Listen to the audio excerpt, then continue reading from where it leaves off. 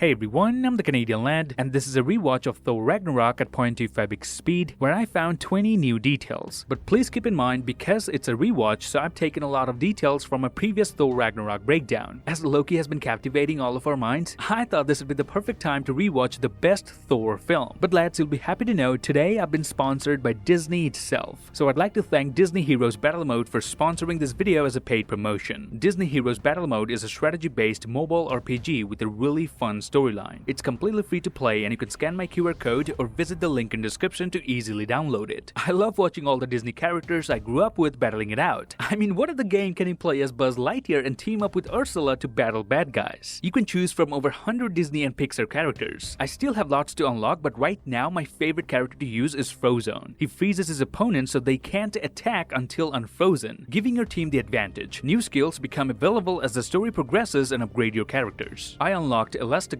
Element of Surprise skill, which increases the damage dealt to the nearest foe. Another really fun feature is that you can join a guild and team up with players all over the world to take on super tough enemies, or even invite friends to create your own guild. Right now, if you click the link in description or pinned comment, or if you scan the QR code, you can download Disney Heroes Battle Mode for yourself. You'll be supporting my channel while playing a really fun, colorful RPG, and you might even get to battle me in-game. The game is available on App Store and Google Play. Thanks again Disney Heroes Battle Mode for sponsoring this video. Number 1. Thor says to Surtur that he thought his father Odin killed him 500,000 years ago, but Surtur says this: I cannot die, not until I fulfill my destiny and lay waste to your home. He talks about destiny, thereby confirming the existence of the Timekeepers who pretty much decide everything. As we've seen in Loki episode 2, the destruction of Asgard, aka Ragnarok, was always meant to happen. Number 2. When Loki and Thor came to Earth to find Odin, Doctor Strange kinda interrupts their conversation. He sends Loki somewhere else, and we know where that was, and gives Thor an address. And notice the card that contains the address didn't just come out of thin air. If I slow it down and zoom in, you can very clearly see the card appearing from the portal itself. So this very subtle detail adds more sense to this scene. It was probably Doctor Strange opening the portal, stealing Loki and throwing in the card. Number 3. In the final fight, Taika Waititi has actually recreated the Doom cover with Scourge. Now Karl Urban, who plays the character of Scourge, also played the main character in Doom released back in 2005. Number 4. In the scene where Thor and Hulk argue, at one point Thor apologizes. But notice, instead of calling himself Hulk, Hulk says, "I just get so angry all the time."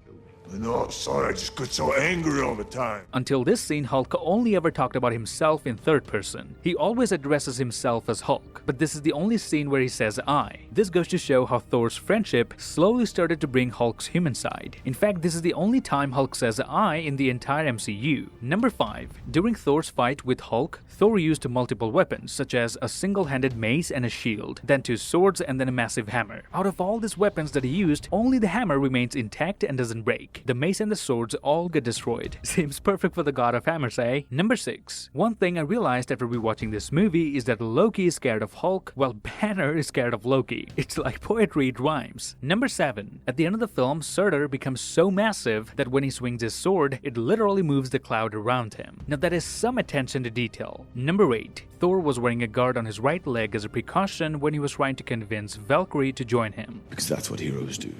Because he knew whether or not she agrees to come with him, he's gonna have to make the jump anyway. And that's when the shin guard can protect his leg from the fall. He probably found it laying around in the room where he and Hulk were staying. And when Valkyrie refuses to follow his path, Thor tells her he's going alone to save Asgard. So he jumps out of the window, and there we get to see the shin guard protecting his leg from getting hurt. Although he loses it as soon as he stops sliding. Thor only wore this guard twice in the film, once during the fight with Hulk and once in this scene. Number 9. At the end of the film, where everybody recognizes Thor as the rightful king of Asgard, Loki also stands beside Valkyrie to pay respect. But notice how Hulk makes a fist just as Loki walks by. It's because no matter what, that's still the green monster. He wasn't smart Hulk yet. So in his mind, he remembers how Loki caused chaos in the entire city of New York in 2012, and that fist reflects the anger he has inside him. Number 10. When Doctor Strange uses one strand of Thor's hair to find Odin, he casts a spell with his hand, forming this symbol called Triquetra. It's seen again on the floor when Hela resurrects the wolf, aka Fenris, and her army with eternal flame. This symbol appeared for the first time in Thor 1 when Odin famously cast a spell on Mjolnir. Number 11. When Hela first appears in the movie, we can see her dress is torn apart, and she's even carrying some mild injuries, meaning she does not have her self-healing ability yet. But as soon as she steps on Asgard, you can see how she heals herself in a matter of seconds, and throughout the film her headdress keeps growing bigger and bigger, and that's why Odin said she draws her power from Asgard. The longer she remains there, the more powerful she becomes. Number 12. In the Contest of Champions, Hulk with his warhammer hits at the sword of Thor so hard that it bends down. They literally show it for a second before Hulk kicks Thor, sending him slamming into the wall. Number 13. Thor gets knocked out by Hulk and goes unconscious, but when he wakes up he finds himself in a room with Hulk. He looks through the window and there in the background we see a spaceship taking off. It's going for a wormhole and then boom, it gets blown out of the sky. So Grandmaster wasn't kidding when he said nobody can escape from Sakaar. If you try to do so, you'll be killed. Number 14. After Bruce Banner finally comes back to his senses, he and Thor are diverged once again because of the Hulk parade. But if you look closely, there's a very brief moment where Banner can be seen dancing in the parade shouting Hulk while Thor was looking for him. Number 15. Right after Bruce Banner finally breaks out of being Hulk, he searches through the log of Quinjet to find out how he ended up being Hulk for 2 years. There we see for a brief moment Hulk and Banner's faces blend together on the screen. This was foreshadowing that in future Banner will indeed find a way to merge himself with the Green Monster and become Professor Hulk, because the script of Endgame was ready even before Thor Ragnarok began shooting. So at the time of filming, everyone at Marvel pretty much knew that Smart Hulk was coming, so they put this subtle clue to foreshadow the coming of Professor Hulk. Number 16. When Thor and Valkyrie were having a conversation about Hela and Asgard, Hulk was playing in the background, but notice one time he actually fails to catch the ball. He was playing all fine until he started talking to Thor, and that's when he lost his focus. Number 17. The main theme song of the film is Immigrant by Led Zeppelin, which really took the movie to a different level, and so did some of the lyrics. For example, the line where it says the hammer of the gods will drive our ships to new lands is literally the plot of the film, because at the climax, Thor and the Revengers rescue all Asgardians in a spaceship and are on their way to make Earth as their new home. Number 18. In the final fight, Thor was using his swords upside down. He got so powerful by the end of the film that it didn't even need a sharp sword to kill. He was literally killing Hela's army with the handles of his sword. Number 19. When Thor arrives in Asgard, he sees many broken murals, and one of them has his face on it. Notice how the mural is cracked exactly through his right eye, foreshadowing his destiny of losing one of his good eyes just like his father. Number 20. In this scene, Hela not only stopped Mjolnir from hitting her, but also kept hold of it from reaching Thor's hand. Let me explain what I mean. If you pay attention to the strap attached to the handle, you can see how it's floating horizontally going against the forces of gravity. By floating flat, it indicates that Thor is calling Mjolnir, but it's not answering him because Hela is not letting it go. In the official trailer, this scene looks totally different because they had to reshoot it for the movie. In the trailer, the strap can be seen following the laws of physics because it's facing downwards. So why is it different in the trailer than the movie? Because in the trailer version, Thor wasn't calling Mjolnir, but in the reshoot, Thor is actively trying to summon his hammer, and that's why the strap is floating horizontally instead of pointing downwards, because it's trying to reach Thor's hands, but Hela is not setting it free. It's a very small detail that proves just how much work Marvel puts behind every scene to make it look special. And that's it. This would be my breakdown of Thor Ragnarok at 0.25 big speed, and I hope you enjoyed this rewatch where I found some additional details. I thought a lot of you may be watching Thor Ragnarok to better understand the Loki series, therefore I rewatched it too. And for those of you who didn't, I hope this video makes you rewatch this movie because it just has that rewatchability. Now please give me a thumbs up if you enjoyed this video, grab the subscribe button and turn notifications on. Follow me on Instagram and Twitter to get updates about my videos. Till then, I'll see you lads on Thursday 3:30 PM Pacific time with my breakdown of Loki episode 4.